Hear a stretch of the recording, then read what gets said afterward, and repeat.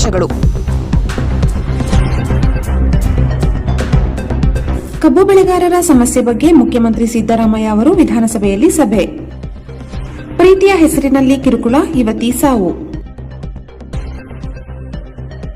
ಕಬ್ಬು ಬೆಳೆಗಾರರ ಸಮಸ್ಯೆ ಕುರಿತಾಗಿ ವಿಧಾನಸೌಧದ ಸಭಾಂಗಣದಲ್ಲಿ ನಡೆದ ಸಕ್ಕರೆ ಕಾರ್ಖಾನೆ ಮಾಲೀಕರ ಸಭೆಯಲ್ಲಿ ಮುಖ್ಯಮಂತ್ರಿ ಸಿದ್ದರಾಮಯ್ಯ ಅವರ ಮಾತುಗಳು. ಕಬ್ಬು ಬೆಳೆಗಾರರಿಗೆ ನೆರವಾಗುವುದು ರಾಜ್ಯ ಹಾಗೂ ಕೇಂದ್ರ ಸರ್ಕಾರಗಳ ಜವಾಬ್ದಾರಿಯಾಗಿದೆ. ರೈತರ ಹಿತದೃಷ್ಟಿಯನ್ನು ಗಮನದಲ್ಲಿಟ್ಟುಕೊಂಡು FRP ನಿಗದಿಪಡಿಸುವುದು ಕೇಂದ್ರ ಸರ್ಕಾರದ ಕಾರ್ಯ.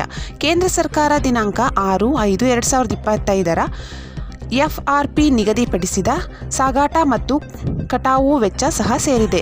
ಸಕ್ಕರೆಯ MSP ಹೆಚ್ಚಳ ಮಾಡುವಂತೆ ಈ ಹಿಂದೆಯೇ ಕೇಂದ್ರ ಸರ್ಕಾರಕ್ಕೆ ನಾವು ಮನವಿ ಸಲ್ಲಿಸಿದ್ದೇವೆ. ಇದೀಗ ಕೇಂದ್ರ ಸರ್ಕಾರ ಸಮಸ್ಯೆ ಹುಟ್ಟುಹಾಕಿದೆ. ಸಕ್ಕರೆ ಕಾರ್ಖಾನೆಗಳು ಮಾರಾಟ ಮಾಡುವ ವಿದ್ಯುತ್ ಮೇಲೆ ಪ್ರತಿ ಯೂನಿಟ್ಗೆ 60 ಪೈಸೆ ತೆರಿಗೆ ನಿಗದಿಪಡಿಸುವ ಪ್ರಸ್ತಾವನೆಯನ್ನು ಮರುಪರಿಶೀಲಿಸಲಾಗುವುದು. ಕೇಂದ್ರ ಸರ್ಕಾರ FRP ದರಕ್ಕೆ ಪೂರಕವಾಗಿ MSP ದರ ಏರಿಸುತ್ತಿಲ್ಲ. 2019ರಿಂದ ಕೇಂದ್ರ MSP ದರ ಏರಿಸಿಲ್ಲ. ಎಥೆನಾಲ್ ದರವನ್ನು ಏರಿಸಿಲ್ಲ. ನಮ್ಮ ಈ ಸಮಸ್ಯೆ ಬಗ್ಗೆಯೂ ರಾಜ್ಯ ಸರ್ಕಾರ ಕೇಂದ್ರಕ್ಕೆ ಪತ್ರ ಬರೆದು ಒತ್ತಾಯಿಸಬೇಕು ಎಂದು ಕಾರ್ಖಾನೆ ಮಾಲೀಕರು ಒತ್ತಾಯಿಸಿದ್ದಾರೆ. MSP ದರ ಹೆಚ್ಚಿಸುವಂತೆ ಬಹಳ ಹಿಂದೆಯೇ ಕೇಂದ್ರಕ್ಕೆ ಪ್ರಧಾನಮಂತ್ರಿಗಳಿಗೆ ಪತ್ರ ಬರೆದಿದ್ದೇನೆ. ಇಲ್ಲಿಯವರೆಗೂ ಕೇಂದ್ರ ಸರ್ಕಾರ MSP ದರ ಹೆಚ್ಚಿಸಿಲ್ಲ. ರಾಜ್ಯ ಪ್ರತಿನಿಧಿಸುವ ಕೇಂದ್ರ ಮಂತ್ರಿಗಳು ಕಬ್ಬು ಬೆಳೆಗಾರರಿಗೆ MSP ದರ ಹೆಚ್ಚಿಸುವುದಕ್ಕೆ ಸಹಕರಿಸಲಿಲ್ಲ. ಪ್ರಧಾನಿ ಅವರ ಜೊತೆ ಮಾತಾಡುತ್ತಿಲ್ಲ. ಸಕ್ಕರೆ ಕಾರ್ಖಾನೆಗಳು ಎದುರಿಸುತ್ತಿರುವ ಸಮಸ್ಯೆಗಳ ಕುರಿತು ಸಮಾಲೋಚನೆ ನಡೆಸಿ ಪರಿಹಾರ ಒದಗಿಸಲು ರಾಜ್ಯ ಸರ್ಕಾರ ಸಿದ್ಧವಿದೆ. ಪ್ರಸ್ತುತ ಕಬ್ಬು ಬೆಳೆಗಾರರು ಬೀದಿಗಿಳಿದಿದ್ದಾರೆ. ಬೆಳಗಾವಿ ಜಿಲ್ಲಾಧಿಕಾರಿ 3,200 ರು ನಿಗದಿಪಡಿಸಿದ್ದು ಕಟಾವು ಮತ್ತು ಸಾಗಾಟ ಹೊರತುಪಡಿಸಿ. ಇದಕ್ಕೆ ಕಾರ್ಖಾನೆಗಳು ಒಪ್ಪಿಕೊಂಡರೆ ಸಮಸ್ಯೆ ಬಗೆಹರಿಸಲು ಕ್ರಮ ಕೈಗೊಳ್ಳಬಹುದಾಗಿದೆ. ಆಯಾ ಪ್ರದೇಶದ ಇಳುವರಿ ರಿಕವರಿ ಪ್ರಮಾಣದ ಆಧಾರದಲ್ಲಿ ದರವನ್ನು ಹೆಚ್ಚಳ ಮಾಡುವ ಬಗ್ಗೆ ನಿರ್ಧಾರ ಕೈಗೊಳ್ಳುವ ಅಗತ್ಯವಿದೆ. ಸಹಕಾರಿ ಸಂಘದ EID ಪ್ಯಾರಿ ಶುಗರ್ ಕಾರ್ಖಾನೆಯವರು ಕಬ್ಬು ಬೆಳೆಗಾರರಿಗೆ ಪ್ರಸ್ತುತ 3,211 ರೂಪಾಯಿ ಪಾವತಿಸುತ್ತಿದೆ. ಇದೇ ಮಾದರಿಯಲ್ಲಿ ಉಳಿದ ಕಾರ್ಖಾನೆಗಳು ರೈತರಿಗೆ ಪಾವತಿಸಿದರೆ ಅನುಕೂಲ ಆಗಲಿದೆ. ಸಕ್ಕರೆ ಕಾರ್ಖಾನೆಗಳ ಸಮಸ್ಯೆಗಳನ್ನು ಆಲಿಸಲು ಸರ್ಕಾರ ಬದ್ಧವಾಗಿದೆ. ಈ ಹಿನ್ನೆಲೆಯಲ್ಲಿಯೇ ಸಕ್ಕರೆಯು MSP 41 ರುಗೆ ನಿಗದಿಪಡಿಸಲು ಕೋರಿ ಪ್ರಧಾನಿಯವರಿಗೆ ಈಗಾಗಲೇ ಪತ್ರ ಬರೆಯಲಾಗಿದೆ. ಅವರು ಸಮಯ ನೀಡಿದರೆ ನಾಳೆಯೇ ನಿಯೋಗ ಕರೆದುಕೊಂಡು ಹೋಗಲು ಸಿದ್ಧರಿದ್ದೇವೆ. ಅವಧಿಗಿಂತ ಮೊದಲು ಕಬ್ಬು ಕಟಾವು ಮಾಡದಿರುವುದು ಸೇರಿದಂತೆ ಕಬ್ಬಿನ ಇಳುವರಿ ರಿಕವರಿ ಹೆಚ್ಚಳ ಮಾಡಲು ಕ್ರಮ ಕೈಗೊಳ್ಳುವ ಕುರಿತು ರೈತರಿಗೆ ಜಾಗೃತಿ ಮೂಡಿಸುವುದು ಸಕ್ಕರೆ ಕಾರ್ಖಾನೆಗಳ ಜವಾಬ್ದಾರಿಯಾಗಿದೆ.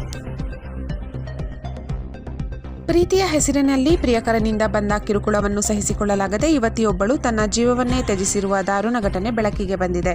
ಹಾಸನ ತಾಲೂಕಿನ ಜಾಗರವಳ್ಳಿ ಗ್ರಾಮದ ಜಯರಾಮ್ ನಾಯಕ್ ಹಾಗೂ ಶೋಭಾ ದಂಪತಿ ಪುತ್ರಿ 21 ವರ್ಷದ ಪ್ರಿಯಾಂಕಾ ಅಮೃತ ಅವರು ಕಳೆದ ವಾರ ಬೆಂಗಳೂರಿನಲ್ಲಿ ಆತ್ಮಹತ್ಯೆ ಮಾಡಿಕೊಂಡಿದ್ದಾರೆ. ಮೃತಳ ಪೋಷಕರು ನೀಡಿದ ಮಾಹಿತಿಯ ಪ್ರಕಾರ ಹಾಲೂರು ತಾಲೂಕಿನ ಕಲ್ಕೆರೆ ಪೇಟೆಯ 20 ವರ್ಷದ ಸುಮಂತ್ ಎಂಬ ಯುವಕ ಈ ಘಟನೆಯಲ್ಲಿ ಪ್ರಮುಖ ಆರೋಪಿ. ಕಳೆದ ಕೆಲ ವರ್ಷದಿಂದ ಇವರಿಬ್ಬರ ಮಧ್ಯೆ ಪ್ರೀತಿ ಬೆಳೆದಿದ್ದು ಇಬ್ಬರು ಕೆಲಸ ನಿಮಿತ್ತ ಬೆಂಗಳೂರಿನ ನೆಲಗದರಹಳ್ಳಿಯಲ್ಲಿ ವಾಸಿಸುತ್ತಿದ್ದರು. ಆದರೆ ಪ್ರಿಯಕರನ ವರ್ತನೆ ನಿಧಾನವಾಗಿ ಕಿರುಕುಳದ ರೂಪ ತಾಳಿತ್ತು.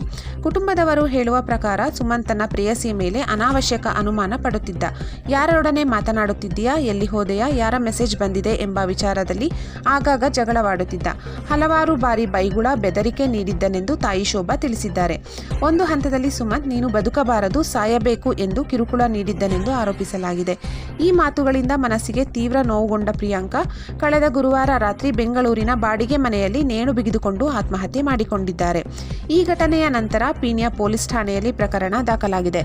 ಆದರೆ ಘಟನೆಯು ನಡೆದಿದ್ದು ವಾರವಾದರೂ ಆರೋಪಿ ಸುಮಂತ್ ಇನ್ನೂ ಬಂಧನವಾಗಿಲ್ಲವೆಂದು ಮೃತರ ಕುಟುಂಬದವರು ಅಸಮಾಧಾನ ವ್ಯಕ್ತಪಡಿಸಿದ್ದಾರೆ. ಮೃತಳ ತಂದೆ ಜಯರಾಮ್ ನಾಯಕ್ ಕಣ್ಣೀರಿಟ್ಟು, ನನ್ನ ಮಗಳಂತಹ ಪರಿಸ್ಥಿತಿ ಬೇರೆ ಹೆಣ್ಣು ಮಕ್ಕಳಿಗೆ ಬಾರದಿರಲಿ. ಆತ ಪ್ರೀತಿಯ ಹೆಸರಿನಲ್ಲಿ ಕಿರುಕುಳ ನೀಡಿ ನನ್ನ ಮಗುವಿನ ಪ್ರಾಣವನ್ನು ಕಿತ್ತುಕೊಂಡಿದ್ದಾನೆ. ಆದರೆ ಇವತ್ತು ಊರಿನಲ್ಲಿ ರಾಜಾರೋಷವಾಗಿ ತಿರುಗಾಡುತ್ತಿದ್ದಾನೆ. ಕೂಡಲೇ ಬಂಧಿಸಿ ಕಾನೂನು ಕ್ರಮ ಕೈಗೊಳ್ಳಬೇಕು ಎಂದು ಮನವಿ ಮಾಡಿದರು. ಗ್ರಾಮಸ್ಥರು ಸಹ ಆರೋಪಿಯ ವಿರುದ್ಧ ಕಿಡಿಕಾಡುತ್ತಿದ್ದಾರೆ.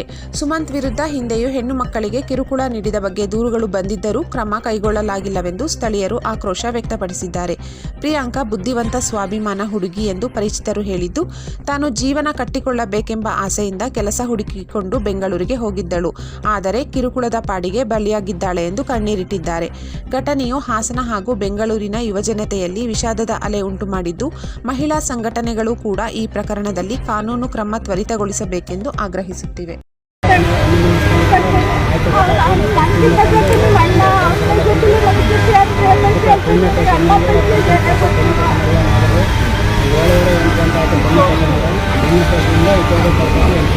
ಅವರಂದಿರು ಭಕ್ತರಲ್ಲಿ ಕೊಟ್ಟ ಎಲ್ಲ ವರ್ಷ ಅಷ್ಟು ಲಕ್ಷ ಕೊಟ್ಟಿದ್ದೇನೆ.